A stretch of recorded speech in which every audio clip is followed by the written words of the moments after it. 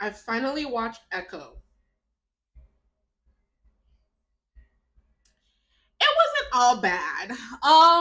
So the good is that for a show that's about a tertiary character, from another show, it's passable. Is it the best that they could have done? No. So the actress Alakwa Cox. I didn't look up a pronunciation of her name. Alakwa or Alaka. I think she's great. I love how expressive her face is, even when she's being all hard as Maya. I love it. I love her as an actress. I do love the ancestral tie that was in the series. That's gonna do it for me every time. It's gonna make me feel warm and fuzzy. I just love seeing people who have had their cultural ties severed. Native Americans, Black people, the expression of those ties. So having the ancestors be present and active and key to saving the day, whether that's them physically showing up, mentally showing up. I love it. I love the imagery. It does it for me every time. I also love that Maya did not lose anyone in her family because she did not need any more trauma in her life. And that is what I have for the good. For the bad, the show never built tension, ever. It stayed on the same emotional beat the entire time. I didn't understand Maya's plan. It was very ham fisted. She comes back to her hometown and she wants to what? Be the next queen pin? Why do it there? Why not try to do it in New York? I don't think anyone knows of what she did to Fisk. So what was the point? They don't really develop it very well. They give us her family. I wish they had done more. I actually wish she would have met up with the grandmother sooner so that we could experience the awkwardness and the tension between them before they had their big fight.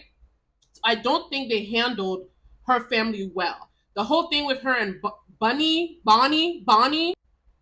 not the best that they could have done, in my opinion. At the very end, she comes by her grandmother's and everyone's around the table smiling. It's all worked out. I actually wish they would have ended it with showing some tension between the family. How is it that everything's resolved? Decades of family trauma and emotional neglect and, tamping down the emotions. How is that all resolved just because some people came into town and started shooting up the place?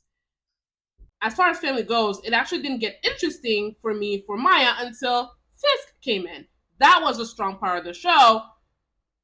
Unfairly, they started building that up in Hawkeye. So to me, the fact that I don't know, the dialogue got stronger. It just showed me where they were really interested once Fisk showed up. I also wasn't here for the whole playing around with Maya's leg thing. I feel like this is a thing that action adventure movies shows do when it comes to characters who have prosthetics, especially a leg. And I just feel like at some point you can count on them losing the prosthetic, having to go without it, seeing it be crushed, by the train or in the middle of the train. It just feels super disrespectful. It feels like I was watching children at play. It was oh, how many ways can we inconvenience her because she has a prosthetic leg? There was when she and Bonnie got kidnapped and they were being held hostage, and one of the henchwomen was literally examining the leg. It just feels very othering. It comes out very othering to me.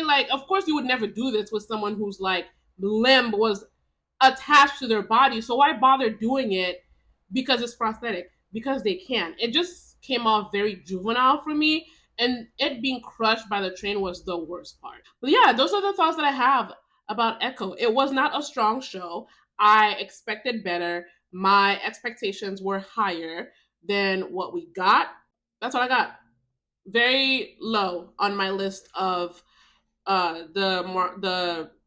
MCU shows because I do keep a running list and I do rank every show that I watch. I did watch Agatha All Along recently. That show was amazing, but it's gonna get its own video.